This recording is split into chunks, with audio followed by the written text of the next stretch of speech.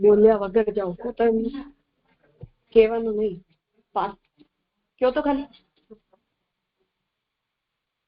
જાય પણ ઘર સુધી એમને કે બોલ્યા વગર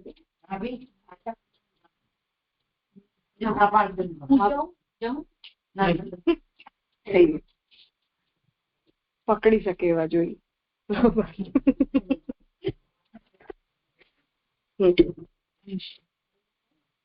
अब आगे पुरुषोत्तम जी यहाँ ये विषय उपस्थित कर रहे हैं कि किसी विषय का धर्मोपदेश करना और उस उपदेश का मंत्र होना ये दोनों एक बात नहीं है.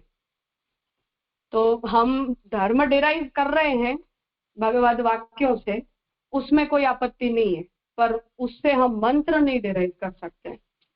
और प्रयोजन इस विचार का जो हमने देखा वो अबंध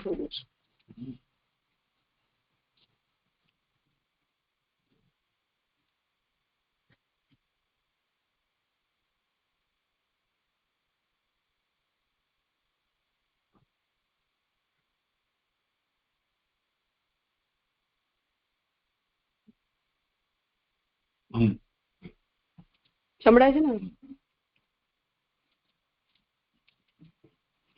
तो अब यहाँ पुरुषोत्तम जी ये विचार उपस्थित कर रहे हैं कि किसी विषय के उपदेश को हम कर्तव्य के रूप में या धर्म के रूप में शास्त्र से डिराइव करें, इसमें कोई आपत्ति नहीं है, परंतु प्रत्येक उपदेश मंत्र रूप नहीं हो सकता है, क्योंकि ऐसा कह देने पर अव्यवस्था होती है. और अव्यवस्था जैसा हमने देखा कि अब उद्धव जी को इन श्लोकों में भगवान ने आत्मनिवेदन का ही उपदेश दिया है. हम ब्रह्मसंबंध मंत्र में जो बात कहते हैं वो अर्थानुसंधान की दृष्टि से इन दोनों में कोई फर्क नहीं. हम भी ठाकुर जी को यही विज्ञप्ति करते हैं और भगवान यही आज्ञा करते हैं. परंतु अगर भगवान के इन उपदेशों को हम मंत्र रूप कह देते हैं तो आत्मनिवेदित दीक्षा लेने की कोई जरूरत ही नहीं है. जो भी व्यक्ति भगवान के इन वाक्यों का पाठ कर ले या उन्हें सुन ले वो स्वतः दीक्षित हो गया. तो ऐसा कर लेने से अव्यवस्था हो जाती है. तो उपदेश से कर्तव्य जरूर आता है, परंतु वो उपदेश मंत्र नहीं हो सकता है. तो कर्तव्य हम समझ लें अपना भगवद वाक्यों से, पर मंत्रोपदेश तो हमें फिर उसकी प्रक्रिया के अनुसार अलग से गुरु के पास से अधिकारी होकर ही लेना पड़ता है. उस विषय को अब यहाँ पुरुषोत्तम जी स्पष्ट करना चाह रहे हैं कि मंत्र और कर्तव्योपदेश इन दोनों को हमें कैसे अलग समझना चाहिए और कैसे एक समझना चाहिए. तो अब यहाँ उस विषय को उपस्थित कर रहे हैं कि इति ही जैमिनीय तंत्रेतन लक्षणम. तो ऊह का लक्षण आपने यहाँ हमें बताया. सच स्वयं अमंत्रोपी, अर्थात कि अब ये भगवान का जो उपदेश है वो मंत्र नहीं है, अमंत्र है. हम इसे आत्मनिवेदन मंत्र है ये या ये शरण मंत्र है ऐसा हम नहीं कहते हैं. तो सच स्वयं अमंत्रोपी स्वघटित वाक्यस्य, पर भगवान ने उसे अपने में घटित किया है कि ये मैं आत्मनिवेदन का धर्म किसके प्रति बता रहा हूं, मेरे प्रति, कि तुम मेरे प्रति शरणागत हो, तुम मेरे प्रति आत्मनिवेदित हो. तो अमंत्रोपी वो मंत्र रूप नहीं है, भगवद उपदेश ये मंत्र रूप नहीं है, फिर भी स्वघटित वाक्यस्य, भगवान ने उसे अपने में घटित किया है. उद्धव जी और अर्जुन के प्रति जो दोनों ही वाक्य भगवान ने कहे, जिन्हें यहाँ पुरुषोत्तम जी ने उद्धृत किए, वो भगवान ने स्वघटित अपने में उन वाक्यों को घटित किया है. तो स्वघटित वाक्यस्य मंत्रत्व निर्वाहक एवं, पर हम जो मंत्र दीक्षा ग्रहण करते हैं उसके मंत्रत्व के निर्वाहक तो भगवान के यही उपदेश है. करते इसका अर्थ न तो विघटक, इसलिए वो मंत्र का विघटन नहीं होता है. कहने का अर्थ यह है कि हमने महाप्रभु जी को जो भगवान ने आत्मनिवेदन मंत्र दिया उससे हम सब दीक्षित हैं. उस मंत्रोपदेश को हमने XYZ गुरु से सुना है, प्रक्रिया से सुना है, आपवादिक स्थितियों में बिना प्रक्रिया सुना है, जो भी स्थिति हो जिसकी भी, पर हमने उस आत्मनिवेदन मंत्र को सुना है. अब महाप्रभु जी से जो मंत्र हमें मिला उसमें मंत्रत्व आता क्यों है? उसमें हम मंत्रत्व का स्वीकार क्यों करते हैं? एक तो इसलिए क्योंकि साक्षात भगवान ने महाप्रभु जी को कहा है, या तो शास्त्र से वो मंत्र रूप में हमें मिलता हो। दो ही स्थितियों में किसी भी मंत्र को हम मंत्र कहते हैं, अन्यथा हम उसे मंत्र नहीं कहते हैं। या तो वो साक्षात भगवत वाक्य के रूप में हमें मिला हो, और या शास्त्र में उस मंत्र का ऋषि या भगवान या कोई भक्त ने उपदेश किया हो। जैसे नारद जी ने ध्रुव जी के प्रति उपदेश किया, ओम नमो भगवते वासुदेवाय, इस मंत्र का तुम जप करो। अब ये नारद जी भगवत भक्त होने के कारण उनके मुख से भागवत द्वारा शास्त्र मंत्र हमें प्राप्त होता है। तो किसी भी मंत्र की मंत्र रूपता दो प्रकार से बनती है, परंतु उस मंत्र में मंत्रत्व तो भगवत आज्ञा के कारण आता है। हमने आत्मनिवेदन के मंत्र को धर्म रूप क्यों माना?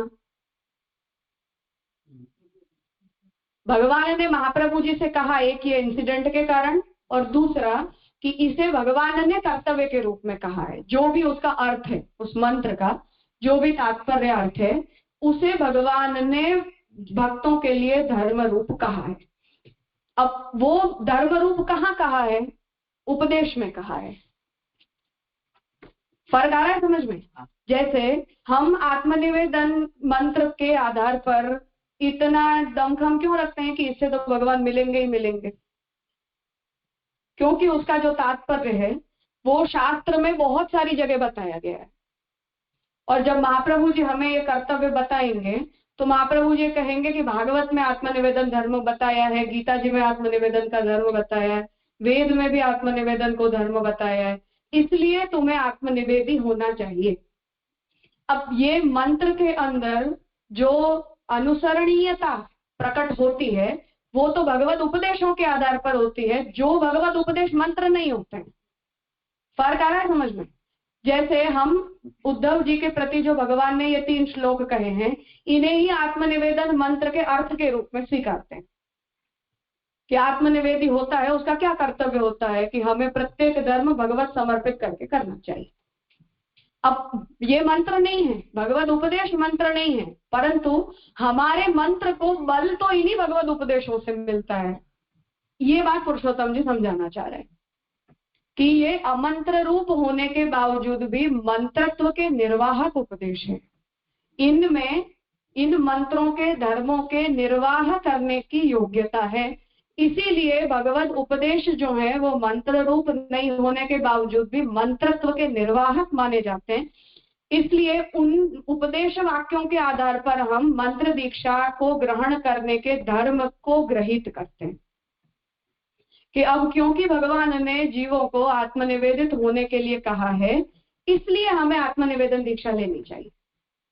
क्योंकि भगवान ने जीवों को अपने प्रति आश्रित होने की आज्ञा दी है, इसलिए हमें शरण मंत्र दीक्षा लेनी चाहिए। हम जब उपदेश को डिराइव करते हैं या मंत्र में मंत्रत्व लाते हैं तो भगवत उपदेशों के बल पर लाते हैं। ये बात यहाँ पुरुषोत्तम जी बताना चाह रहे हैं। फिर से देखो, सच स्वयं अमंत्रोपी, भगवान के जो ये उपदेश हैं जो उद्धव जी के प्रति दिए गए हैं और अर्जुन के प्रति दिए गए हैं, ये दोनों ही अमंत्रोपी, मंत्र नहीं है। हम इनका जप नहीं करते हैं, हम भगवान के इन वाक्यों का जप नहीं करते हैं।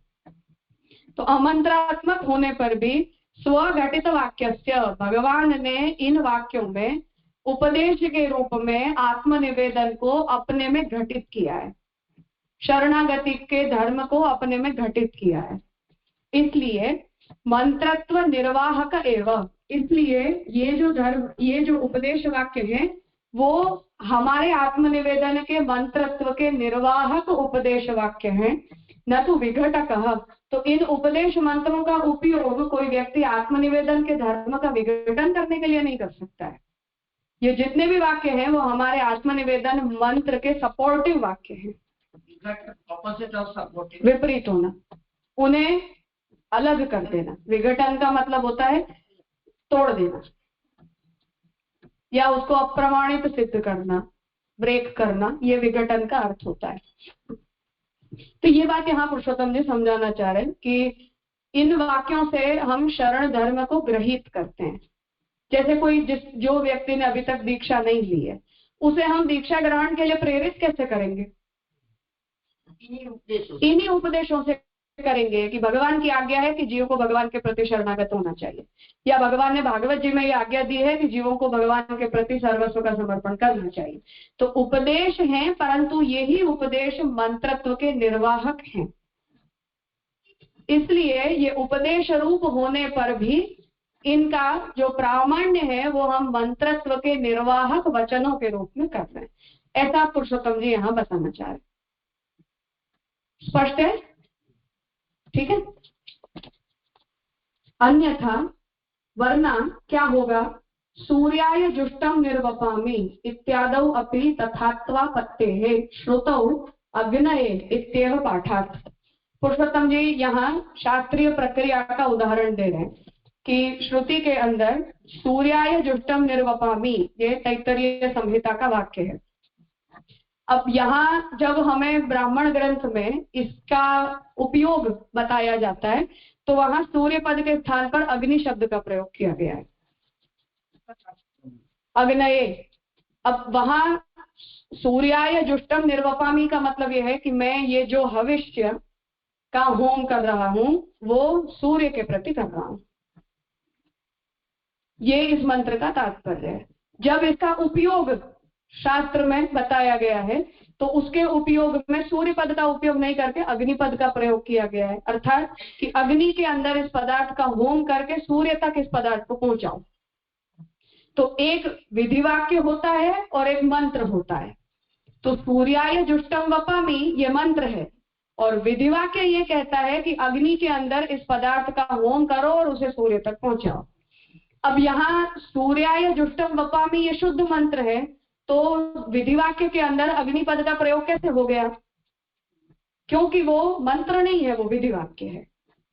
उस प्रकार से जिन वाक्यों को यहाँ उद्धृत किया गया है, भगवत वाक्यों को, वो मंत्र नहीं है पर वो विधि वाक्य है, ये कहना चाह रहे लाया गया है। हाँ, तो अगर उन विधि वाक्यों को हम मंत्रत्व के निर्वाहक हैं ऐसा अगर हम नहीं कहते हैं तो यहाँ भी नहीं कह सकते। यहाँ भी यही आपत्ति है, ऐसा पुरुषोत्तम जी समझाना चाह रहे हैं। बस फिर से प्रॉब्लम समझो।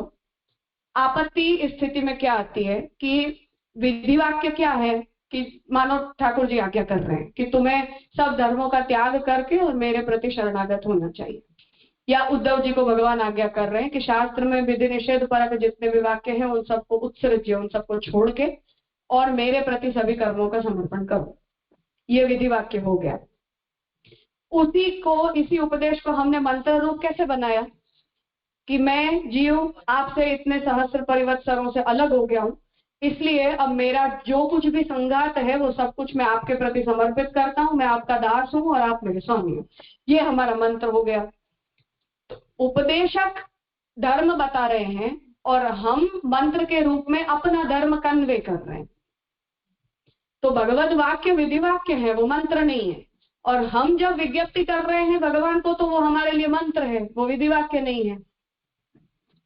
अब इस स्थिति के अंदर हमने विधि वाक्य का निर्वाह ही तो विज्ञप्ति में किया है ना, विघटन तो नहीं किया है भगवत वाक्य का। या दूसरी तरफ से हम जो भी विज्ञप्ति कर रहे हैं वो भगवान की आज्ञा का पालन के रूप में ही तो कर रहे हैं। कोई तीसरी बात तो हम ब्रह्मसंहिता मंत्र के अंदर नहीं बोल रहे हैं। तो अगर हम नहीं बोल रहे हैं तो भगवत उपदेश ये हमारे मंत्र धर्म का निर्वाहक हुआ कि नहीं हुआ? हुआ। इसलिए इस स्थिति में हमारा जो मंत्रोपदेश है वो लेजिटिमेट है, ये पुरुषोत्तम जी सिद्ध करना चाहते हैं। सपोर्टिव डॉक्यूमेंट कहता है। हाँ, क्योंकि देखो फिर से इसमें समस्या इसलिए होती है क्योंकि ये टेक्निकल चीज है। हर वस्तु को, हर वाक्य को हम मंत्र नहीं बोल सकते। कहीं भी किसी भी शब्द को डालकर हम उसे मंत्र बना नहीं सकते हैं। ऐसा जब हम करते हैं तो प्रमाण और अप्रमाण में निर्णय नहीं होता है कि कोई कभी कुछ भी बना सकता है। जिस किसी को भी, जैसे हमारे पुराणों के अंदर ऑल्टरेशन होते हैं, वो कैसे हो जाते हैं? कोई भी व्यक्ति को संस्कृत आता है या अनुष्टुप छंद बनाना आता है तो कोई मंत्र बना कर डाल दो, क्या फर्क पड़ेगा? कुछ समय के बाद किसी को कुछ पता नहीं चलता है। जैसे अपने ब्रजभाषा साहित्य के अंदर ये ऑल्ट्रेशन हो गया। अब किसी कोई इतना संस्कृत पठित नहीं होगा वो करने वाला कि उसने षोडश ग्रंथ में कुछ खेल कर दिया, पर ब्रजभाषा आ रही थी तो हमने 84 वैष्णव की वार्ताओं में वो सब खेल कर दिए।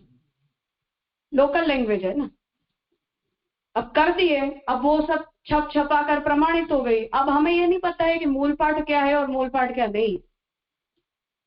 तो अगर आप उपदेश को मंत्र बनाते हो या मंत्र को उपदेश बना देते हो या शास्त्र के प्रत्येक वाक्य को आप विधि वाक्य बना देते हो, तो ये प्रामाण्य अप्रामाण्य और व्यवस्था का निर्धारण होगा कैसे? हर वस्तु मंत्र है फिर। तो वो तो जगन्नाथ जी की आज्ञा के हिसाब से फिर है कि ठाकुर जी का नाम ही मंत्र है, तो न तो दीक्षा की आवश्यकता है, तो कोई दीक्षित भी नहीं और कोई अदीक्षित ही नहीं, सब सर्व समान हो गए। तो ये सब आपत्ति जब हम एक व्यवस्था चलाते हैं तब होती है। जैसे कार्ड एंट्री होती है, फिंगरप्रिंट एंट्री होती है, ये सब ऑथोराइजेशन इसलिए करना पड़ता है ताकि अव्यवस्था ना हो जाए। हर व्यक्ति आएगा, हर व्यक्ति चला जाएगा, तो हम व्यवस्था कैसे संभालेंगे? उस प्रकार से शास्त्र के प्रत्येक उपदेश को कोई अचानक से रैंडम उपदेश निकाल कर ये कह दे कि अब ये कल से तुम्हारे लिए मंत्र है और ये हमारा नया संप्रदाय आज से, ऐसा हम नहीं कर सकते हैं। या जैसे गोपाल मंत्र के लिए हमने सुबह देखा कि कोई व्यक्ति के तंत्र में लिखा है ना, सकाम अनुष्ठान क्यों नहीं कर सकते? मंत्र है, शास्त्र से प्राप्त है व्यवस्था, पर नहीं कर सकते। तो इन चीजों में ये व्यवस्था मेंटेन करना जरूरी है। जैसे शास्त्र के अंदर भी हम अणुभाष्य में देख रहे हैं कि महाप्रभु जी कितना आग्रह रख रहे हैं कि प्रकरण संगति से अर्थ निकालो। ऐसा क्यों करना पड़ता है? क्योंकि आपने अचानक से भाग त्याग लक्षणा को इनिशिएट करके तत्वमसि को महावाक्य बना के जीव और ब्रह्म को एक बना दिया। अब उसका विप्लव कितना बड़ा है कि ब्रह्म ब्रह्म नहीं रहा, जीव जीव नहीं रहा, अंशांशी संबंध नहीं बचे, सृष्टि बनाना नहीं बनाना एक हो गया, सब कुछ मिथ्या हो गया, भक्ति मिथ्या हो गई, कर्म मिथ्या हो गई। विप्लव है। तो अब स आत्मा तत्वमसि श्वेत केतु ऐतदात्म्यम इदम सर्वम स आत्मा तत्वमसि श्वेत केतु, ये पूरा उपदेश है। तो श्रुति क्या उपदेश दे रही है कि ये सब कुछ आत्मा बना है, पर ब्रह्म ही इस सभी रूपों में बने। और हे श्वेत केतु, तू भी क्योंकि ये सृष्टि रूप है इसलिए तू भी ब्रह्म है। अब हमने आगे का पार्ट हटाकर केवल इतना कह दिया कि तत्वमसि श्वेत केतु, कि वो तू है। और इसका अर्थ क्या है? जीव ब्रह्मणो हो ऐक्यम, जीव ब्रह्मैव न अपरः, ये आपका सिद्धांत बन गया। अब ये सिद्धांत आपने बना दिया तब तक कोई प्रॉब्लम नहीं है, पर उसका परिणाम कितना बड़ा आता है, कितने मार्गों की हानि होती है, कितने शास्त्रोपदेश खत्म हो जाते हैं, कितने मार्ग अप्रमाण सिद्ध हो जाते हैं। तो महाप्रभु जी ये कहते हैं कि भाई प्रकरण तो देखो क्या चल रहा है, जीव प्रकरण है कि ब्रह्म प्रकरण है? तो तत्वमसि श्वेत केतु ये जीव परक हुआ कि ब्रह्म परक हुआ? तो हम ब्रह्म की सर्वव्यापकता बताने के लिए तत्वमसि श्वेत केतु कह रहे हैं, जीव को ब्रह्म बताने के लिए तत्वमसि श्वेत केतु कह नहीं रहे, क्योंकि ये पूरा श्वेत केतु उपाख्यान का प्रकरण ब्रह्म प्रकरण है, जीव प्रकरण ही नहीं है। तो जीव ऑब्जेक्ट नहीं है, वहां ब्रह्म ऑब्जेक्ट है। पर हम प्रकरण संगति को छोड़कर अचानक से स आत्मा तत्वमसि श्वेत केतु को दीक्षा मंत्र बनाकर महावाक्य बना देंगे तो कितनी आपत्ति होती है। ऐसे कोई भी रैंडम व्यक्ति किसी भी उपदेश को निकालकर उसे महावाक्य बोलकर उसे मंत्र बना देगा तो विप्लव होता है। इसलिए पुरुषोत्तम जी ये क्लैरिफिकेशन दे रहे हैं अपनी तरफ से कि हम आत्मनिवेदन मंत्र दीक्षा, क्योंकि इसके ऊपर हमारा पूरा जीवन और ये नहीं आगे के भी सब जीवन निर्भर करते हैं। तो हमने वो मंत्र बोलकर अगर अपने गले में कंठी पहन ली तो ये कोई छोटी घटना नहीं है, बहुत बड़ी घटना है जीवन की। इसलिए पुरुषोत्तम जी इस बात को स्पष्ट कर रहे हैं कि ये भगवत उपदेश और मंत्रत्व का निर्वाह, इन दोनों को हमें मैच करना चाहिए। आया इसमें पंच लाइन क्या है? मंत्र और उपदेश या उपदेश जो विधि बता रही है, इसमें पंच लाइन क्या है? हम लोगों को तो ये लगता है कि हम जीवों को तो ये लगता है कि भाई संस्कृत है और संस्कृत वाक्य होने से कोई मंत्री होगा। तो पंच लाइन इसकी क्या है कि भाई हम लोग देखते हैं कि उपदेश के उपदेशार्थ भी आ रहा है, मंत्र भी आ रहा है, तो इसको किस तरह से ब्रॉडली इसका पंच लाइन क्या है, किस तरह से हमें ये मंत्र है या ये उपदेश है वेदी? को मंत्र मंत्र की तरह दिया जाना चाहिए और मंत्र की तरह लिया जाना चाहिए। तो श्रोता वक्ता के अधिकार का निर्णय होता है, आगे की साधन फल व्यवस्था का निर्धारण होता है, प्रमाण प्रमेय का निर्धारण होता है और उसके आधार पर पूरे मार्ग की व्यवस्था बनाकर फिर उसे दीक्षा मंत्र के रूप में ऑथोराइज किया जाता है। या साक्षात भगवत प्रेरणा से आगे पुरुषोत्तम जी इस विषय को लेंगे कि आचार्य के कहने मात्र से वो मंत्र कैसे हो गया। आज तो मैं कह दूं कि मुझे स्वप्नादेश हो गया, तो ऐसे बाबा घूमते ही है ना, अपने देश में कोई कमी नहीं लोगों की। मुझे सपने में मिल गया और मैंने हिमालय में साधना करके मुझे ये मिल गया, मुझे इसने उस कुछ कह दिया, समाधि में मुझे ये मिल गया, वो मिल गया। तो प्रमाण क्या इन चीजों का? महाप्रभु जी के प्रति हम श्रद्धा युक्त हैं, इसलिए हम मानते हैं कि साक्षात भगवत उपदेश हुआ है महाप्रभु जी को। पर पूछने को तो पूछ सकते हैं, किसी ने जाके देखा था? दामोदर दास जी को भी समझ में तो आया नहीं कि क्या बात हुई थी। एकमात्र विटनेस है इस पूरी घटना के, तो भी उन्होंने ये कहा कि मैंने कुछ कुछ सुना पर कुछ समझ में नहीं आया। तो वो जंगल में मोर नाचा किसने देखा? ऐसी स्थिति है ये। तो मंत्रत्व के निर्वाहक धर्म हमें बताने पड़ते हैं। ये तो फिर गुरु हमें बताए तभी पता। इसीलिए मैं कह रही हूँ कि महाप्रभु जी क्यों अथॉरिटी है ये बताने में। अब मैं कहूँ कि मुझे कल रात ठाकुर जी ने स्वप्न में ये कहा तो क्या नया मंत्र पुष्टि मार्ग में आज से, तो क्या आत्मनिवेदन को तो 550 साल हो गए, अब हमें भगवान ने नया मंत्र दे दिया, नए मंत्र से दीक्षित करेंगे। जमाना बदलेगा। तो वो अथॉरिटी जो आ रही है वो गुरु से, हाँ, आचार्य से आती है और वो आचार्य उसे ऑथोराइज करने के लिए भगवत उपदेश का को निर्वाहक धर्म के रूप में लाते हैं। इसीलिए आत्मनिवेदन मंत्र के ऊपर जो भी टीकाएं पुरुषोत्तम जी के, हरिराय जी वगैरह की हमें प्राप्त होती है, वहां उन सबों ने इस विषय में मेहनत की है कि ये जो पूरा मंत्र है वो इस प्रक्रिया से हमें मिलता है। तो कोई व्यक्ति मंत्र के ऊपर प्रश्न उठा सकता है पर भगवत उपदेश पर प्रश्न नहीं उठा सकता है। महाप्रभु जी को मंत्र मिला, इस बारे में कोई व्यक्ति प्रश्न उठा सकता है, परंतु ठाकुर जी भी वही आज्ञा दे रहे हैं, तो भगवत आज्ञा के ऊपर कोई प्रश्न नहीं उठा सकता है। तो हम ये कहेंगे कि भगवान ने आत्मनिवेदन का धर्म बताया है, तुम ये मंत्र नहीं तो कोई और तरह से आत्मनिवेदन कर लो। तो हम मंत्र में जितनी भी बातें बता रहे हैं पहले शब्द से अंतिम शब्द तक, इसमें से कोई भी शब्द अगर आपत्तिजनक है तो करें बात हम उस पर, कि कोई भी ऐसा शब्द हो जिसको हम शास्त्रोपदेश से प्रमाणित नहीं कर सकते, ऐसा अगर कोई भी शब्द है, ऐसी अगर कोई भी प्रक्रिया है तो उस पर चर्चा हो सकती है। पर अगर प्रमाणित हो जाता है तो मंत्र उपदेश परक होने के कारण दूषित नहीं होता है। वही पुरुषोत्तम जी यहाँ बताना चाह रहे हैं। कोई भी मंत्र हो उसको प्रमाणित करना पड़ता है, उसके हमें विधि वाक्य चाहिए, उसके हमें उपदेश वाक्य चाहिए, अन्यथा वो मंत्र को में हम मंत्रत्व नहीं स्थापित कर सकते। तो यहाँ मंत्र आप 2 ही गिनोगे? हाँ बस। तो ये नारद जी ने जो बताया ओम नमः भगवते वासुदेवाय, तो वो हम नहीं गिनेंगे? नहीं गिनेंगे। उसका रीजन क्या? उसका हमें एक तो अनावश्यक है एक बात, क्योंकि अगर वही हमारे मंत्रों से गतार्थ है तो हमें एडिशनल मंत्र की आवश्यकता नहीं है। जैसे गोपाल मंत्र की परंपरा भी अपने अनिवार्य नहीं रखी गई, कुछ परिवारों ने उसको चलाया, कुछ लोगों ने छोड़ भी दिया। तो ब्रह्मसवन मंत्र भगवत आज्ञा से मिल गया तो आवश्यक नहीं, अर्थ तो दोनों का एक ही होता है, तो हमने मिला भी दिया दोनों मंत्रों को। तो ऐसे अनावश्यक है एक बात।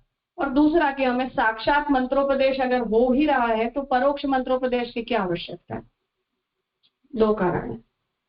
मंत्रों की गोपनीयता भी तो होगी, वो भी एक और शब्द तो उसके कुछ मंत्र जो बीज मंत्र होते हैं वो गुप्त रखे जाते हैं।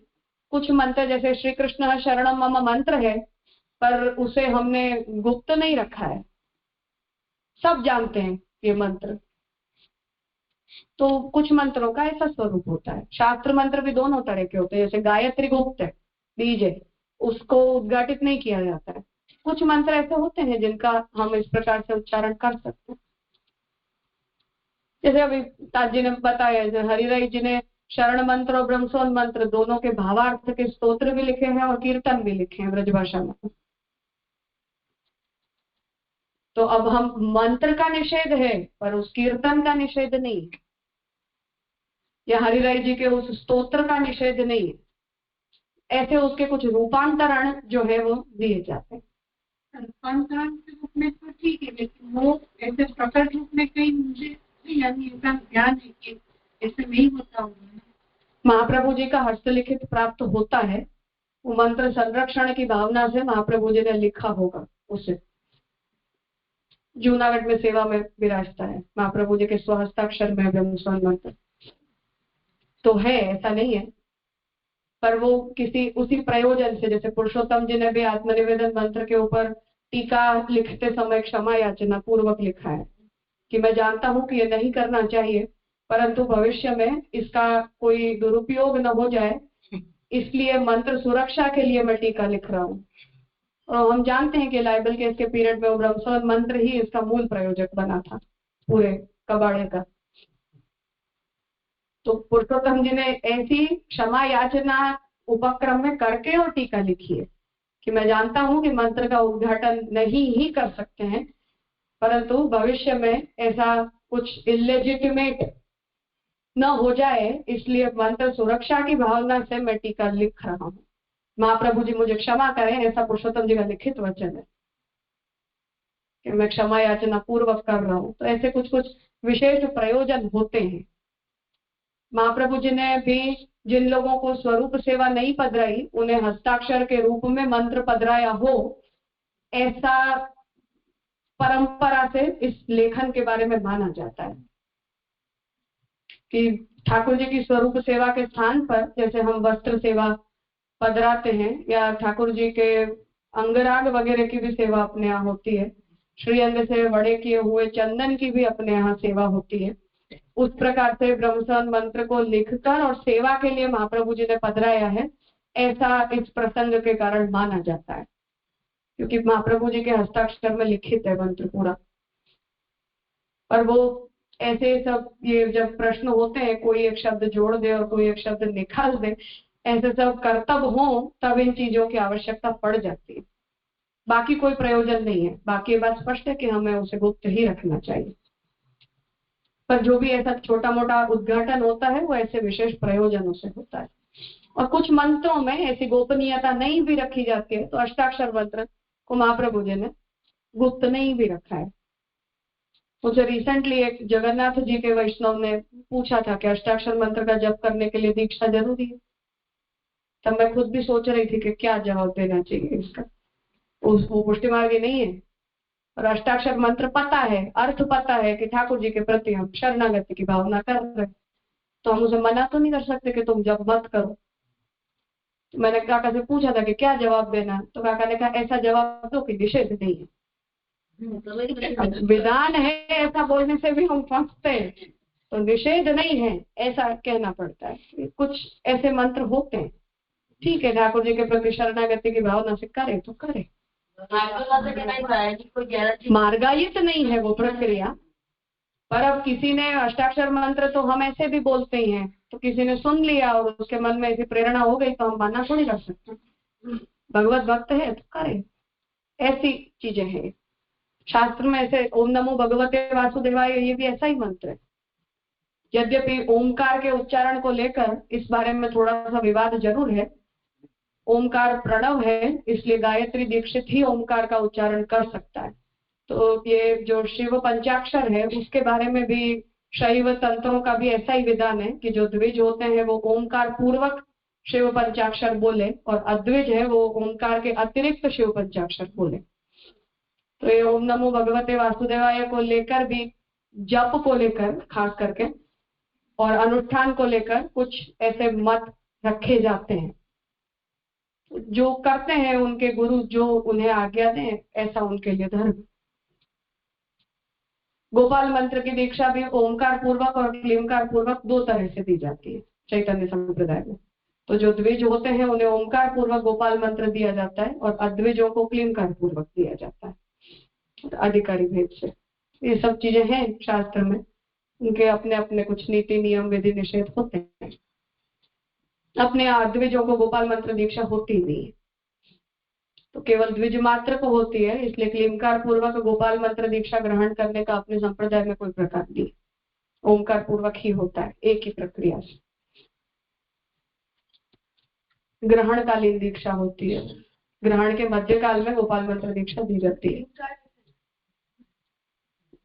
मंत्र के बीज हैं ये सारे, जैसे श्री के कुछ अर्थ होते हैं, ऐसे ओम का अर्थ होता है, क्लीम का अर्थ होता है, तो ये ऐसे कुछ शब्द हैं जिनका उपयोग मंत्र में किया जाता है। ओम नमो भगवते ऐसा बोलने की जगह पर क्लीम ऐसा बोलिए, ऐसा कुछ लोगों का मत है, सर्वव्यापक सिद्धांत नहीं है, क्योंकि ये मंत्र को किसी ने कभी मार्गायित नहीं किया है, पर कोई व्यक्ति उसका जप करने की वृत्ति प्रकट करे तब उसे क्या जवाब देना, ये विचार है कि वो ओमकार का उच्चारण करे या ना करे। वो जो पूछ रहा था वो भी ये मंत्र है तो इसलिए इसको बोलना चाहिए कि नहीं, इसी हिसाब से उसको इतना तो ज्ञान होगा तभी वो एक सवाल ही नहीं, इसीलिए मैं कह रही हूँ अब ये पूछते हैं तब हमारी भी अक्कल चलती है, क्या हम इसे क्या बोले हम उसको तो इतना है। वही मैं कह रही हूँ कि ऐसा पूछने वाला आता है तब अपनी बुद्धि चलती है कि अब अपना संप्रदाय इस बारे में क्या कहेगा। तो है ये चीजें ऐसी, मंत्र को मंत्र की तरह रखना भी पड़ता है थोड़ा। आपसे बताया ग्रहण के मध्य काल में होती सब, गोपाल मंत्र की दीक्षा ग्रहण के मध्य काल में होती, ग्रहण काल के मध्य में दी मध्य में होती। ग्रहण काल अपने यहाँ हर ग्रहण अशुद्ध नहीं होता है, सेवा के लिए अशुद्ध होता है, पर हम जप आदि सब कुछ करते हैं ग्रहण काल में, और वस्तुतः जप वगैरह के लिए ग्रहण काल सर्वोत्तम माना जाता है शास्त्र के हिसाब से, विधिवत करते हैं। ग्रहण में भी अशुद्धि होती नहीं होती है, कुछ चीजों के लिए अशुद्धि होती है, कुछ चीजों के लिए नहीं होती। ऐसे नहीं, ये मंत्र लेके अब हम आत्मनिवेदन मंत्र का जप कैसे करें ग्रहण में? करते हैं, किसने नहीं कहा नहीं करते हैं, डेफिनेटली करते हैं। तो इसमें ये दीक्षा वाली बात तो बहुत बड़ी है। हाँ, हर ग्रहण अशुद्ध नहीं होता है, ग्रहण के बहुत प्रकार होते हैं, तो प्रत्येक ग्रहण का काल हर वस्तु के लिए अशुद्ध नहीं माना जाता है। यद्यपि भगवत स्पर्श के लिए तो हर ग्रहण अशुद्ध होता है, परंतु होम भी होते हैं, जप भी होते हैं, स्नान भी होता है, सब कुछ होता है। हाँ, जिन्हें जलाशय प्राप्त होते हैं उनके लिए ग्रहण के प्रारंभ में, ग्रहण के मध्य में और ग्रहण के अंत में 3 समय स्नान का विधान है। सारे दिन पड़े और पूरा समय अगर आप में सामर्थ्य है तो कटी तक के जल में खड़े होकर जप करने का भी विधान है पूरे ग्रहण काल में। हर ग्रहण हर चीज के लिए अशुद्ध नहीं होता है। बेट द्वारका में ठाकुर जी के वहां विष्णु याग होता है ग्रहण काल में, ठाकुर जी का मंदिर बंद रहता है पर ठाकुर जी के चौक में विष्णु याग होता है पूरा। तो हर चीज के लिए सब कुछ ऐसा नहीं होता है। अपने संप्रदाय में गोपाल मंत्र की जो दीक्षा है वो ग्रहण काल में होती है, जो ओमकार पूर्वक दी जाती है वो ग्रहण काल में ही होती है, मध्य काल में। बिल्कुल नहीं, गंभीर है नहीं, कोई रखे हैं सब रात में। हर चीज को हम इतना वो नहीं कर सकते ना। 100% जप होता ही होता है, ठाकुर जी के सन्मुख बैठकर जप होता ही होता है। भागवत का पाठ, गीता का पाठ, पुरुषोत्तम सहस्त्र नाम का पाठ, शरण मंत्र और आत्मनिवेदन मंत्र का जप ग्रहण से पहले स्नान करना चाहिए और उसके बाद ग्रहण काल में जप होता ही होता है। पर वो कॉटन वॉटन की जपमाला और ऐसा मतलब उसके जप के साधन नहीं होने चाहिए, शुद्ध पदार्थ से निर्मित हो तो ग्रहण काल में कोई स्पर्श से कोई आपत्ति नहीं होती। जैसे अपने अनुमान में तो हम लोग सब नाते ही है, सब पाते ही, फिर भी हमको नाना ही चाहिए ग्रहण आने से पहले। हाँ, ग्रहण काल से पूर्व हम जब सेवा में उपस्थित हो उससे पहले नहाना ही चाहिए। ग्रहण काल से पहले स्नान होता है।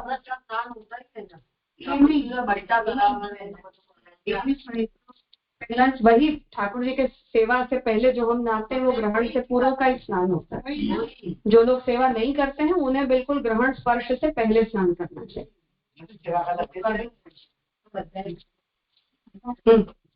जो लोग सेवा में ठाकुर जी को ग्रहण काल में न जगाते हो उन्हें भी स्नान करना चाहिए। ग्रहण पालने के समय से पूर्व स्नान विधान है। અને ગ્રહણ કાળ में प्रभु को न जगाए तो प्रभु कोड़े कोरी सब पकड़ी रखे तो चले यथा सामर्थ्य। अच्छी बात यह है कि जगाना चाहिए। नहीं है हमारा सामर्थ्य तो रात में कभी भी सामर्थ्य अनुसार है।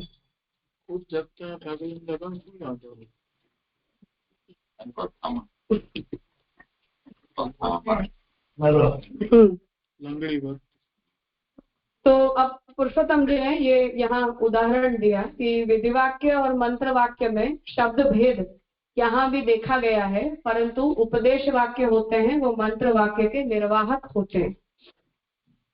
अब आगे दूसरी शंका उपस्थित कर रहे हैं। मुख्य मंत्र आए वो निर्वाहक बने, निर्वाहक है, उपदेश निर्वाहक है। न च शरण एव उपदेष्टव्ये। अब शरण मंत्र के लिए श्री कृष्ण शरणम मम ये कोई एक ही मंत्र है ऐसा नहीं है। तो दूसरे मंत्र को पूर्व पक्षी बताता है कि श्रीमन मुकुंद चरणम सदा शरणम अहम प्रपद्ये। ये भी शास्त्र का बताया हुआ शरण मंत्र है। अब इसका अर्थ तो यही है, केवल ठाकुर जी के नाम में अंतर है, कृष्ण के स्थान पर मुकुंद पद का प्रयोग है। इति शरणागत गोपाल इति अष्टादशारणाष्टारणयोः अन्यतरः कुतः वा न आदृतः। तो कह रहे कि कुछ मंत्रों में पद संख्या को लेकर भी चीजें इंपॉर्टेंट शास्त्र में मानी गई है। तो जैसे हम पंचाक्षर बोलते हैं, अष्टाक्षर बोलते हैं, तो 8 अक्षर का मंत्र होना चाहिए, 5 अक्षर का मंत्र होना चाहिए, ये 18 अक्षर का मंत्र है। ऐसे अन्य भी हमारे पास शरणागति के जो मंत्र प्राप्त होते हैं वो शास्त्र में और भी मिल जाते हैं। जैसे यहाँ ये शरणागत गोपाल, ये सब गोपाल मंत्र के अंश हैं कुछ कुछ। तो वहां भी भगवान के अलग अलग नामों को बोलते हुए और मैं आपके प्रति शरणागत होता हूँ ऐसा ही बोला जाता है। तो अब ये भी कुछ 18 वर्ण के शरण मंत्र हैं, कुछ 8 वर्ण के शरण मंत्र हैं, कुछ अलग मंत्र में वर्ण संख्या के भेद से भी अन्य भी शरणागति के मंत्र शास्त्र में हमें मिलते हैं। तो पूर्व पक्ष ये पूछता है कि अन्य तरह कुतः न आदृतः। तो आप शरण मंत्र का ही विधान करने वाले अन्य अन्य मंत्रों का आदर क्यों नहीं करते हो? उन मंत्रों को भी तो शरण मंत्र के रूप में ग्रहण कर किया जा सकता है। जैसे यहाँ ये मंत्र दिया, ऐसे और भी मंत्र मिलते हैं हमें। इति शंक्यम। तो इसे शंका के रूप में पूर्व पक्षी उपस्थित कर रहा है। उसे बता रहे हैं कि उपासना मार्गीयत्वात्, कि ये मंत्र उपासना मार्गीय है। श्रीमन मुकुंद चरणों नहीं करता। ऐसे उदाहरण के रूप में शरणागत गोपाल, ये जो पद है ये गोपाल मंत्र का अंश है। ये 2 सिवाय बाकी सब भी गिन सकते। और भी कुछ 8 वर्ण के हैं, जैसे हमारा अष्टाक्षर मंत्र ये 8 अक्षर का शरण मंत्र है। ऐसे 18 अक्षर के भी शरण मंत्र हैं, 6 अक्षर के भी शरण मंत्र हैं। गोपाल मंत्र 18 वर्ण का है, 18 अक्षरों का शरण मंत्र है वो। तो उसे पूछा जा रहा है कि इति अष्टादशारणाष्टारणयोः, या 18 वर्ण के या 8 वर्ण के, इनमें से किसी का भी आप शरण मंत्र होने के बावजूद भी आदर क्यों नहीं करते हो? शरण मंत्र ही है, अर्थ तो यही निकलता है, कुछ अलग अर्थ नहीं है। इति शंक्यम। तो कह रहे हैं कि उपासना मार्गीयत्वात्। हमारा जवाब ये है कि ये उपासना मार्गीय मंत्र है। तो इन मंत्रों का जो प्रयोजन है वो पुरुषार्थ पर्यवसायी उपासना के लिए बताया गया है, और हम पुरुषार्थ पर्यवसायी उपासना नहीं करते हैं। तो अर्थ साम्य होने के बावजूद भी शास्त्र की व्यवस्था का भेद है। जैसे मुकुंद आया तो मोक्ष के लिए, तो वो पुरुषार्थ लक्ष्य ऐसा हो सकता है। तो शास्त्र जो है वो जब, जैसे हमें महाप्रभु जी ये कह रहे हैं कि अष्टाक्षर मंत्र का जप हमें क्यों करना। अब जब तक ये महाप्रभु जी के संप्रदाय का मंत्र है और महाप्रभु जी को मिला हुआ मंत्र है, यद्यपि लोकप्रिय है, फिर भी महाप्रभु जी को मिला हुआ है। तो महाप्रभु जी का प्रयोजन और हमारे संप्रदाय का प्रयोजन इस विषय में स्पष्ट है कि हम निष्काम शरणागति के लिए इस मंत्र का उपयोग करते हैं। व्यवस्था है ये। अब कोई ये कहे कि मैं सकाम वृत्ति से भी इस मंत्र का उपयोग क्यों नहीं कर सकता, तो हम क्या कहेंगे? मंत्र प्रसिद्ध है, कोई व्यक्ति जप कर रहा है तो किस वृत्ति से कर रहा है हम तो नहीं जानते हैं, पर कोई मानो सकाम करने लग जाए और हमें पूछे कि हम सकाम करें तो हमें मना ही करना पड़ेगा ना। ऐसी बात पुरुषोत्तम जी बता रहे हैं कि ये शास्त्र से प्राप्त होता है, शरण परक है, परंतु उपासना मार्गीय मंत्र का प्रयोजन शास्त्र में बताया गया होने के कारण ये पुरुषार्थ पर्यवसायी है। इसलिए हम निष्काम और निर्गुण भक्ति मार्गी होने के कारण इस मंत्र का शरण गमन के हेतु से प्रयोग नहीं कर सकते। चार के लिए हाँ, ऐसे अन्य भी जो भी मंत्र हो उनकी प्रयोजकता शास्त्र से देखनी जरूरी है। कहने का अर्थ ये है किसी भी मंत्र का उपयोग कोई भी व्यक्ति कोई भी मन की विचार से नहीं करेगा, ऐसा व्यवस्था बनाए रखने के लिए। मंत्र भेद हुआ, हाँ, विचार नहीं होगा, यही समस्या है उसमें। संप्रदाय की व्यवस्था, संप्रदाय का प्रियम्बल, हमारे अपने कुछ सिद्धांत, अपने सिद्धांत की कुछ व्यवस्था, इन सबको प्रोटेक्टेड रखने के लिए ये चीजें जरूरी है कि हमें उसे मना ही करना पड़ेगा कि ऐसा काम नहीं हो सकता है। तो जगन्नाथ जी के वैष्णव ने मुझसे पूछा, तब भी मैंने यही कहा था कि वैसे दीक्षित होकर करना ये अच्छी बात होती है, पर निष्काम भाव से करो तो आपत्ति नहीं है, पर सकाम तो नहीं ही कर सकते हैं। ऐसा हमें अपनी संप्रदाय की व्यवस्था को बनाए रखने के लिए करना पड़ता है, क्योंकि ये मंत्र महाप्रभु जी के मंत्र के रूप में इसकी प्रसिद्धि है, फिर उसका प्रभाव हमारे संप्रदाय और हमारे सिद्धांतों के ऊपर पड़ता है। लोग तो करते ही होंगे, पर हमसे कोई पूछे और हमें पता चले तो हमें उसे मना ही करना चाहिए कि नहीं किया जा सकता है। निष्काम भाव से कर सकते हैं, सकाम भाव से नहीं कर सकते। हर एक में करे वो उनकी है। अब हमें पता ना चले तो एक अलग समस्या है, पर कोई हमसे पूछे तो हम सकाम प्रयोजन के लिए इसका उपयोग नहीं बता सकते, गैर पुष्टि मार्गी को भी नहीं बता सकते, क्योंकि वो मंत्र का अपना एक दायरा है और उसके ऊपर हमारा कॉपीराइट है।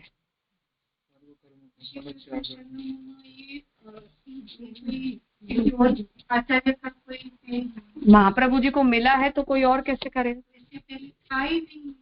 नहीं था। अन्य शरण मंत्र थे तो ठाकुर जी ने महाप्रभु जी को दिया तो ये मंत्र हमारे लिए मंत्र हो गए। सवाल ही नहीं है, महाप्रभु जी के साथ एसोसिएटेड है 100%। इसीलिए मैं मधुराष्टकम को लेकर भी हमेशा ये बात कहती हूँ कि वो प्रसिद्ध हो गया, उसका पाप है ये, परंतु अपने यहाँ मधुराष्टकम ब्रह्म संबंध के समान है और वो अपने यहाँ बहुत स्पष्ट प्रयोजन है कि अपने सेवे की स्वरूप भावना के लिए ही किया जाता है। और उसका जो प्रयोग है वो हम या ठाकुर जी के सन्मुख करें या आत्मनिवेदन मंत्र का जैसे हम जप करते हैं जिस अवस्था में, उस प्रकार से अपने घर में विराजते सेव्य की स्वरूप भावना के लिए करें। उसके अतिरिक्त मधुराष्टकम ब्रह्मस्वन मंत्र के जितना गुप्त होना चाहिए था, पर अब उसका उद्घाटन जो हुआ है वो हम जानते हैं कि वो कैसे हुआ है। तब जो पुष्टि मार्गी वैष्णव होते हैं वो समझते हैं कि इसको स्टेज पे परफॉर्म करने से हम वैष्णव दिखते हैं, तो मधुराष्टकम का स्टेज परफॉर्मेंस होता है। अपने यहाँ वो बहुत ही ज्यादा इंटीमेट है जितना ब्रह्मसवन मंत्र है। ब्रह्मसवन मंत्र में और मधुराष्टकम में अपने यहाँ कोई अंतर नहीं है, भावनात्मक रूप से कोई अंतर नहीं। हाँ, तो ये बात यहाँ समझनी हमें चाहिए कि हर मंत्र जो होता है वो हर व्यक्ति के लिए, हर प्रयोजन से, हर मार्ग में, हर तरह से बोलने के लिए नहीं किया जा सकता है। तो उसके अपने अपने कुछ विधि नियम हैं जो संप्रदाय और शास्त्र खुद से बताते हैं। इसलिए पुरुषोत्तम जी इस विषय का निषेध कर रहे हैं कि उपासना मार्गीय होने के कारण, शरण ग्रहण परक होने के बावजूद भी हम इसका उपयोग निर्गुण पुष्टि भक्ति में नहीं कर सकते हैं।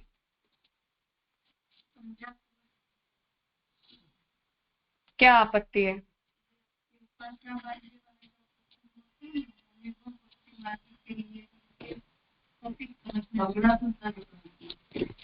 समस्या देखो ये है कि मंत्र ये वाक्य शब्द नहीं है, मंत्र शब्द नहीं है। जैसा हम वो काशी के पंडित के बारे में सुनते हैं कि एक म्लेच्छ ने आकर और उनसे ये कहा कि मुझे गायत्री मंत्र बताओ, तो उन्होंने कहा कि आप अधिकारी नहीं हो, अद्विज हो, भाव बता सकता हूँ, मंत्र नहीं बता सकता। तो चला गया। फिर उसने किसी दूसरे पंडित को पैसा दे के और गायत्री मंत्र सुन लिया। फिर उसने इसको आकर बोला कि मैं बोल रहा हूँ ये गायत्री, आपने तो मुझे नहीं बताया था। तो उन्होंने कहा कि ये शब्द है, ये गायत्री नहीं है, क्योंकि तुम अनधिकारी हो। तो ये जो तुम्हारे मुंह से निकल रहे हैं ये शब्द हैं, पर ये गायत्री नहीं है। तो मंत्र शब्द नहीं होते और सामान्य शब्द मंत्र नहीं होते। तो हर मंत्र के शब्द हमें वैखरी जैसे शब्द लगते जरूर हैं, पर वो ऐसे होते नहीं है। शक्ति सामर्थ्य नहीं गया है ना। ये सिद्धांत अपने यहाँ वेद मंत्रों के बारे में भी ऐसा ही माना गया है कि मैं अनधिकारी होकर अगर वेद मंत्र बोलती हूँ तो शब्द है, वो वेद मंत्र नहीं, उसका बीज मेरे सामने उद्घाटित नहीं होता है, उसके तात्पर्य का उद्घाटन मेरी बुद्धि में कभी नहीं हो सकता है। हम अनधिकारी हैं उसके लिए।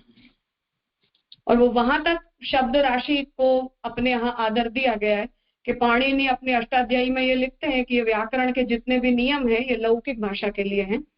वेद के कोई शब्द या वेद के कोई वाक्य अगर मेरे व्याकरण के नियम में घटित न होते हो तो मेरा सिद्धांत गलत है, पर वेद वाक्य में परिवर्तन नहीं हो सकता है। इसीलिए अपने यहाँ अष्टाध्यायी या पाणिनीय व्याकरण ये लौकिक भाषा का व्याकरण है और निघंटु जो है वो वेद का व्याकरण है। ये व्याकरण भी अपने अलग अलग रखे गए कि वो एक चीज नहीं। तो वेद के शब्दों का अर्थ हम लौकिक व्याकरण और अमरकोश की दृष्टि से नहीं कर सकते। जो निर्वाहक है मंत्र का वहां से शक्ति आती है, वहां से आती है, धर्म से आती है, अधिकार से आती है, उपदेश के श्रवण की योग्यता से आती है, अनुष्ठान की प्रयोजकता से आती है, आचार्य की शक्ति से आती है और संप्रदाय की परंपरा से आती है। उसे हम हर किसी के लिए खुला नहीं छोड़ सकते, अन्यथा अव्यवस्था होती है। कारण उसका यही है कि उससे अव्यवस्था होती है। दीदी शक्ति का संचरण नहीं समझ में आता है करके ये समझ नहीं पाते। जैसे शंकराचार्य जी ने ये कहा कि कोई व्यक्ति शम दमादि षटक संपत्ति से संपन्न हो, मुमुक्षु हो, चित्त शुद्ध हो, तो वो तत्वमसि का श्रवण करने मात्र से जीवन मुक्त है। या गिरधर जी के चरित्र में हम देखते हैं कि वो जिस किसी को ब्रह्मसवन देते थे तत्काल वैकुंठ प्रवास हो जाता था। गोसाई जी के चरित्र में आता है कि एक वैष्णव को उन्होंने ब्रह्मसवन के लिए बुलाया, नहा के आया, उन्होंने कहा दोबारा स्नान करो, दोबारा गया, फिर आया, गोसाई जी ने कहा एक और बार करके आओ, शुद्ध नहीं हुए तुम अभी तक। 3 बार नहा के आया, फिर गोसाई जी ने ब्रह्मसवन दिया। योग्यता है कुछ, उनको दिखाई दी, कुछ शारीरिक होती है, कुछ प्रयोजन की शुद्धि से होती है, कुछ मानसिक योग्यता होती है, कुछ परंपरागत योग्यता होती है। ये सब कुछ उसके कॉम्प्लीमेंट्री होते हैं, तब वो मंत्र मंत्र रहता है। इसलिए हम ऐसा समझें कि ब्रह्मसवन मंत्र लिखा हुआ मिल गया तो वो काशी के पंडित वाला ही हम जवाब देंगे कि ये शब्द है या मंत्र नहीं है। मैं गायत्री बोल दूं तो वो शब्द है, गायत्री नहीं है। नहीं होगा ऐसा नहीं, उसका वो मुंह से निकले हुए कुछ अक्षर हैं, केवल अक्षरों का संयोजन मात्र है, मंत्र नहीं है। तो ये फलात्मक नहीं होगा वो तुम साधन के लिए योग्य नहीं हो, तुम फल के लिए तुम योग्य नहीं हो, तुम उसके अर्थ सिद्धि के लिए तुम योग्य नहीं हो, क्या फायदा हुआ? शब्द बोल देने से तुम्हें क्या मिला? हाँ बिल्कुल, साधनाचरण नहीं है, उसके बाद प्रयोजन की ही स्पष्टता नहीं है कि हम ये क्यों ले रहे हैं। तो ये सब चीजें जब तक नहीं है तब तक वो शब्द हो सकते हैं, वो मंत्र नहीं हो सकते हैं। इसीलिए पुरुषोत्तम जी कह रहे हैं कि वो उपासना मार्गीय है, किसी को भी किसी मंत्र का दुरुपयोग नहीं करना चाहिए। हमें उपासना मार्गियों का नहीं करना चाहिए, उन्हें हमारा नहीं करना चाहिए। अपने अपने अधिकार के मार्गों को चुनो ना। ये जो मंत्र बोला कि वो उपासना मार्गीय है। वाला जो मंत्र है वो 18 करता है वो भी, और ये मुकुंद चरण करना है वो भी 18, दोनों। तो वो उसकी भी गोपनीयता एक तरह से अपनी बात, ये जो मंत्र का पूरा बोला, वो शरणागत गोपाल है, इसीलिए पुरुषोत्तम जी ने केवल शब्द मेंशन किया है। तो मंत्र उसका अर्थ है कि गुप्त रखने योग्य है। अब श्रीमन मुकुंद चरण ये मंत्र को लिखा है, अर्थात उस बारे में शास्त्र का ऐसा कोई विधि नियम नहीं होगा।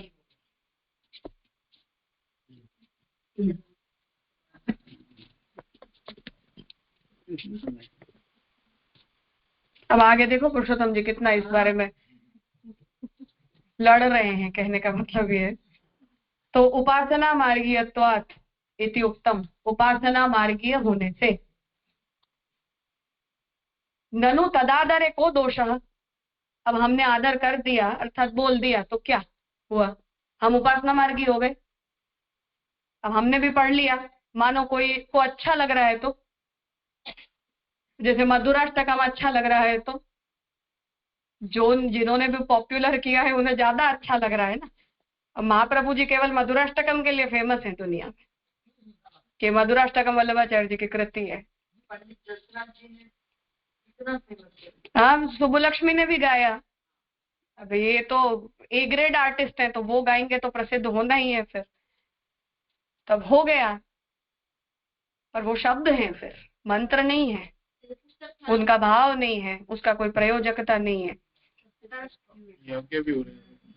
हाँ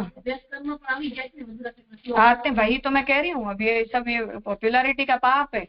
अब ऐसे हमने कर दिया होता तो ब्रह्मसोन मंत्र भी कभी छपा हुआ मिलेगा हमें। कितनी देर लगती है आज की प्रिंट मीडिया में, कितनी देर लगती है। हाँ कुछ का घुमा दो उसको। अभी लाइबल केस के लिए आर्य समाजियों के ग्रंथों में लिखा हुआ ही है ब्रह्मसोन मंत्र, किसी को देखना हो तो।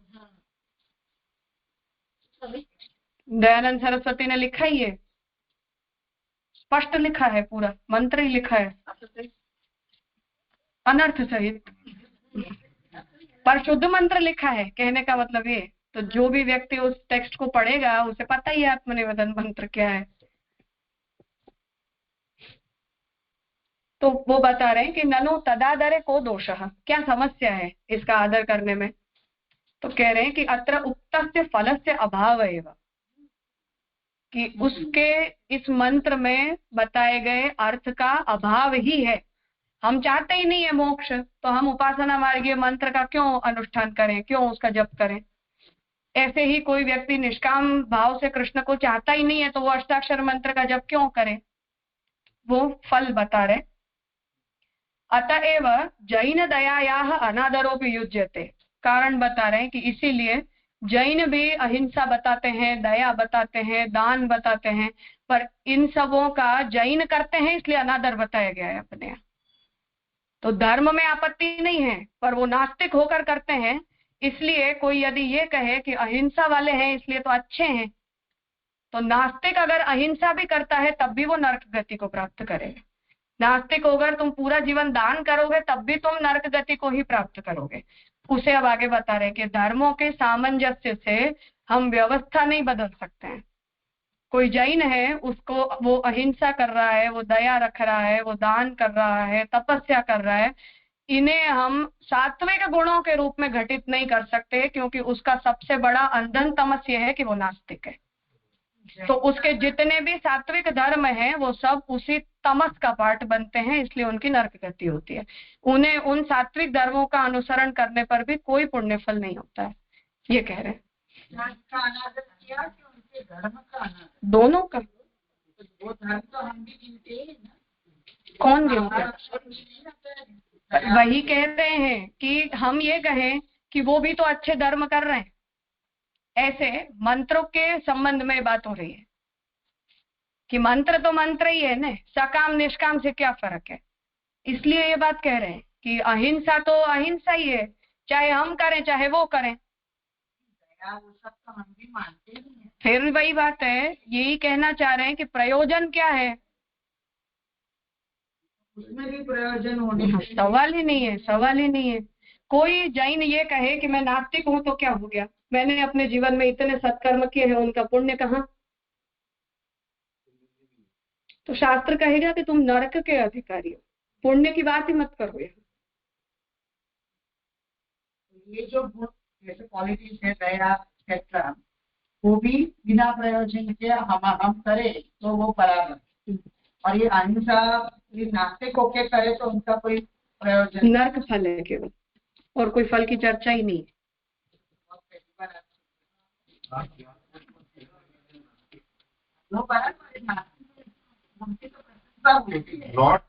अरे हम करते हैं वही तो मैं कह रही हूँ।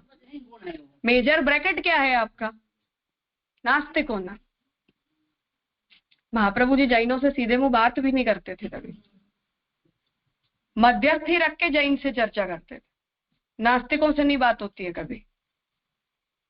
महाप्रभु जी के चरित्र में ही आता है, एक मध्यस्थ रखते थे बीच में और अपनी बात उससे कहते थे, वो जैन से कहता था, जैन अपनी बात मध्यस्थ से कहते थे और वो महाप्रभु जी से कहता। और महाप्रभु जी ने वहां तक ये आज्ञा है कि तुम्हारे पीछे पागल हाथी भी दौड़ता हो तो कुचल के मर जाओ, पर जैन मंदिर में पैर मत रखो। इतना स्पष्ट है विधान अपने यहाँ इस बारे में, क्योंकि वो नास्तिक है। कैसा भी हो पर आस्तिक हो तो आदरणीय है। जो ईश्वर का उच्छेद करता हो वो कभी भी हमसे संबंधी नहीं हो सकता है। इतना स्पष्ट है हम इस विषय में। नास्तिकता ये महापातककारी वृत्ति है, तो सबसे बड़ा पाप नास्तिक होना होता है। जैन के देश में यही आता है ना कि वो महाभारत की कृष्ण ने लड़ाई करी तो 80,000 साल तक आपका कृष्ण ने नरक, ये भी होता है, तो उससे क्लियर हो जाता है कि वो तो नास्तिक। सर्वथा ही ईश्वर का स्वीकार नहीं करते हैं वो लोग, ठाकुर जी का नहीं करते ऐसा नहीं, किसी का ही नहीं करते हैं। तो नास्तिक होना ये महापातककारी वृत्ति है। इसलिए इतना बड़ा पातक करके आप चाहे कितने पुण्य धर्म करते हो वो प्रशंसनीय नहीं हो सकते हैं। तीर्थंकरों का, मुक्त जीवों का, मुक्त जीवों का, यानी कि जैसे वो लोग सबसे अच्छा है ये सब करते तो कोई पाप है, केवल उनका पूरा जीवन पाप है और नरक ही एकमात्र गति है, कोई शंका ही नहीं है इस बारे में।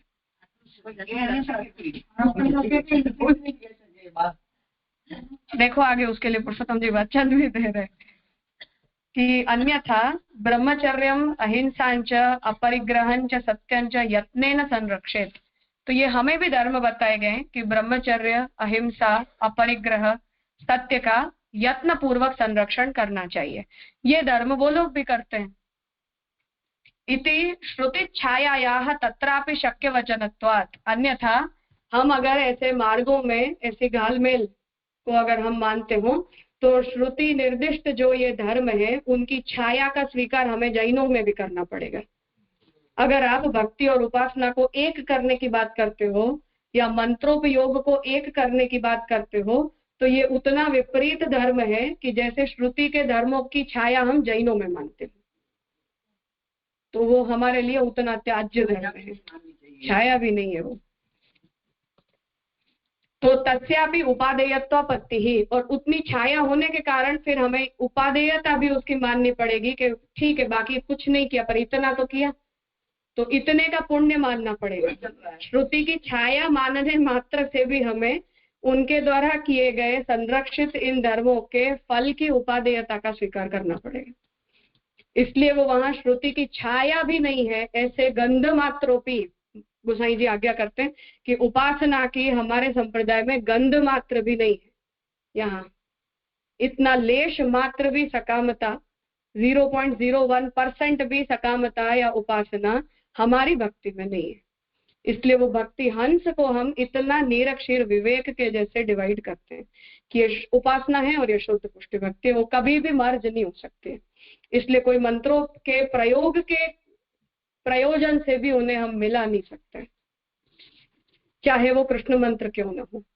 बहुत कठिन है। पर हमें देखना चाहिए कि हमारे आचार्य कितने स्पष्ट हैं इन विषयों में, निर्भीक हैं। पुरुषोत्तम जी भी हजारों वादियों के सामने बैठते थे ये सब चर्चा करने के लिए, परंतु उन्होंने कभी ऐसी 19-20 बातें करके और अपनी चीजों को बटर पॉलिश करने का प्रयास नहीं किया है। अतएव माधवाचार्य स्मृतिपादे उत्तम। तो जैमिनीय न्यायमाला का यहाँ उदाहरण ले रहे हैं कि इसीलिए माधवाचार्य जी ने स्मृतिपाद में ये बात कही है, शाक्योक्ता हिंसनम धर्मो नवा धर्म श्रुतत्वतो न धर्मो नहि पूतम स्याद गोक्षीरम श्वद्रतौ धृतम इति। तो शाक्यों के द्वारा मतलब कि जो लोग यज्ञार्थ हिंसा करते हैं वो नहीं, पर उसके अतिरिक्त जो बलि आदि के धर्म करते हैं उनमें बताए गए जो हिंसा के धर्म है वो नवा धर्म, वो धर्म नहीं है। तो यज्ञार्थ हिंसा हिंसा नहीं है और यज्ञातिरिक्त की गई हिंसा को हम धर्म नहीं कह सकते हैं। तो श्रुतत्व तो न धर्मो, सुना गया है, अर्थात कि हिंसा यज्ञार्थ सुनी गई होने के बावजूद भी यज्ञ के अतिरिक्त की जाती हो तो वो धर्म नहीं कहलाया जा सकता है। पूतम स्यात् गोक्षीरम श्वद्रतौ धृतम, जैसे जो गाय का दूध होता है उसे जब हम अपने शरीर में धारण करते हैं तो वो गाय के धारण किए के समान नहीं कहा जा सकता है। तो गाय का मलमूत्र भी पवित्र होता है, पर उसी को हम अपने शरीर में धारण करके हमारा मलमूत्र पवित्र नहीं हो सकता है। तो गाय का दूध जब गाय धारण करती है तो वो पवित्र कहलाती है, पर उसी दूध को जब हम अपने शरीर में धारण करते हैं तो वो पवित्र नहीं कहलाता है। इस प्रकार से जो पात्र आपने पसंद किया है उसके आधार पर धर्म जो है वो बदल जाता है। तो हम यज्ञार्थ हिंसा करते हैं तो वो धर्म है, वो हिंसा नहीं है।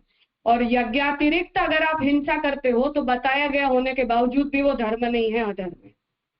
उसी प्रकार से अहिंसा, ब्रह्मचर्य, दया, सत्य, दान, तप ये सब धर्म है, पर जैन के द्वारा किए जाने पर धर्म नहीं है, वैदिक के द्वारा किए जाने पर पुण्य धर्म है।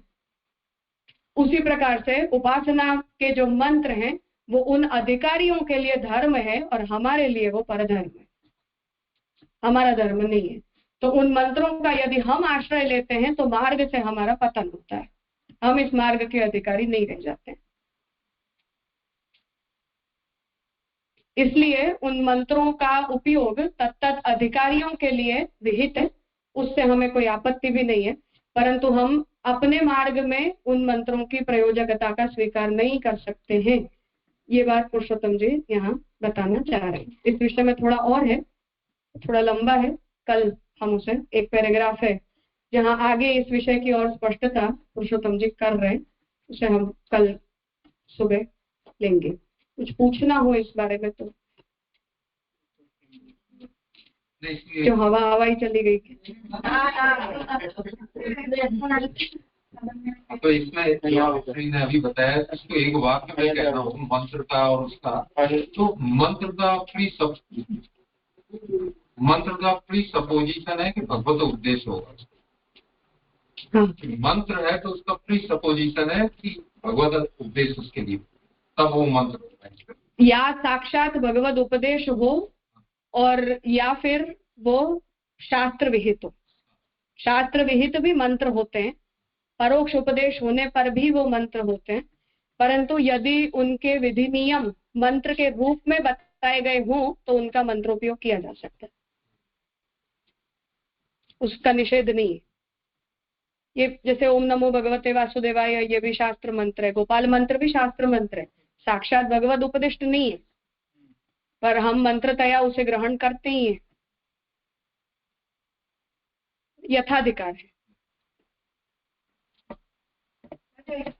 ऐसा भी समझ सकते हैं ना, जो मार्ग का है वो मंत्र उसी के लिए है और दूसरे के लिए वो मंत्र उसके अधिकारी, पर वो अधर्म कहलाता है क्या? परधर्म कहलाता है, क्योंकि वो मेरे लिए मेरा धर्म नहीं है, उसका धर्म है। तो किसी दूसरे के धर्म को हम अपने ऊपर नहीं अप्लाई कर सकते। तो जैन लोग ही इतना करते हैं, वो तो ये सब उनको करने में उनका धर्म दिखता है, तो उनको ये पता है, उनको किसी ने समझाया नहीं। समझाया? क्यों नहीं समझाया? हम कभी जैनों से सीधा मुंह बात नहीं करते तो उन्हें पता नहीं चलता कि क्यों नहीं करते। उनके लिए उनका धर्म श्रेष्ठ होगा, वो हमारे धर्म को बुरा बोलेंगे, हम उनके धर्म को बुरा बोलेंगे। तो कहते हैं वो गाय के आप भी वो हम उन्हें कह देते हैं तो हिसाब ठीक है ना दोनों का। ખાલી આ પાછી અભી તો મંદિર હોય એવી રીતે કહીએ नहीं, बौद्ध भी जैनों को बुरा बोलते हैं, जैन बौद्धों को बुरा बोलते हैं, वो हमें बुरा बोलते हैं, हम उन्हें बुरा बोलते हैं, म्लेच्छों ने बुरा बोलते हैं, वो म्लेच्छों को बुरा बोलते हैं। तो सब परस्पर एक दूसरे के मतों का खंडन तो करते ही है ना। तो ऐसा नहीं है कि उनके साथ हमारी कोई चर्चा नहीं हुई है, कभी होती आई है, अब भी होती है। हाँ, क्यों नहीं होती है? वर्ल्ड रिलीजियस कॉन्फ्रेंस में क्या होता है, आके बैठते ही है ना। हाँ, तो चर्चा करने में कुछ बुरा नहीं है, काटो एक दूसरे की, ठीक है। वो तो खंडन मंडन करना, ये तो विद्वानों के लिए मोद प्रमोद का विषय होता है। शास्त्र कहता है कि यही तो विद्वानों का एंटरटेनमेंट है।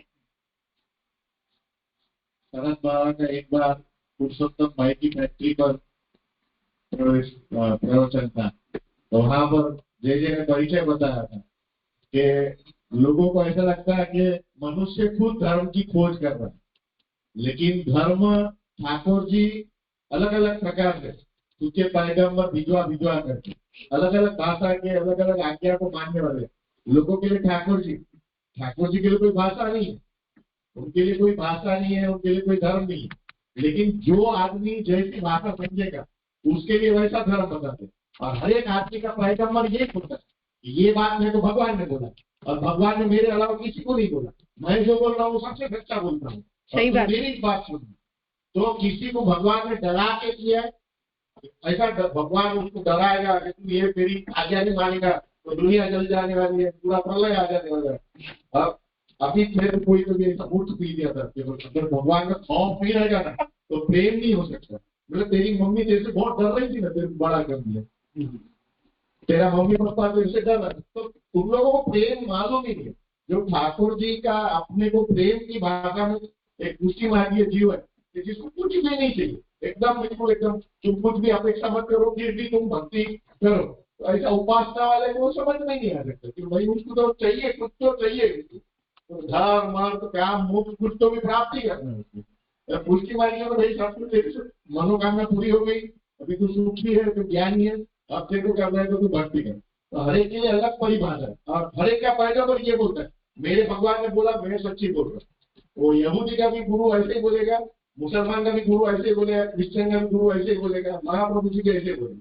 अब तुम्हारी बुद्धि जो बोले तुमको ऐसा लगता है महाप्रभु जी सच्ची बोलते, तो ठीक है सच्ची बोलते हो, और तुमको नहीं लगता नहीं महाप्रभु जी सच्ची नहीं बोलते, तो तुम्हारी बुद्धि। ठाकुर जी ने तो सबके लिए एक एक पैगंबर भिजवा है, जो जैसा जीव जिसका अधिकार वैसा वैसा। मेरे को वो पुरुषोत्तम भाई के वहां तो फैक्ट्री में बोला था, मेरे को बराबर सही बात। इनके वहां तो ये बात कर ले सब हर जीव अपना अपना अधिकार लेकर आता है। अब ठाकुर जी ने स्वयं, जैनों के भी ऋषभ देव जी अपने यहाँ अवतारी हैं भगवान के, उनके वहां वो तीर्थंकर हैं, वो भी भगवत अवतार हैं, बुद्ध भी भगवत अवतार हैं।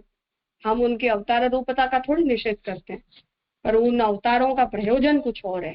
भगवान वहां कुछ और ही मार्ग प्रकट करवाने की इच्छा से ऐसे रूपों को प्रकट करते हैं। ठीक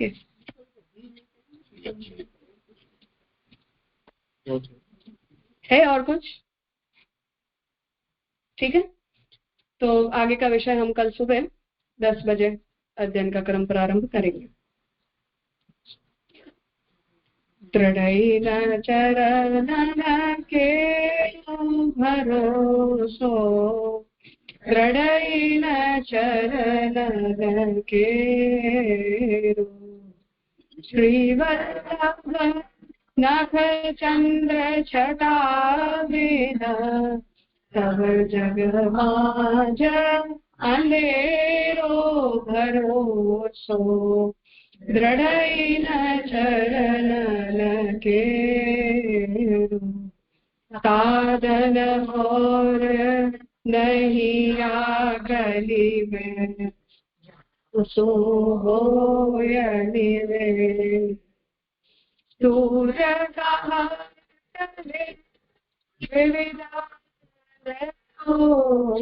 बिना मोल को चेरो भरोसो, दृढ़ चरण के श्री वृंदावन की